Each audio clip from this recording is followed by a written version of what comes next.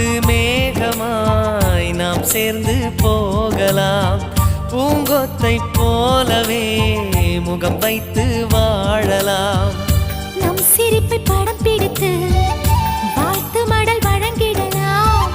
நூற்றாண்டை தாண்டியும் நம் பெயர் நாளை நிலைத்திடலாமே.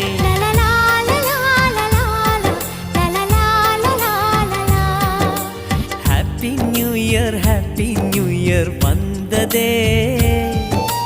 அன்பை சொல்லி ஆசையுள்ளம் துள்ளி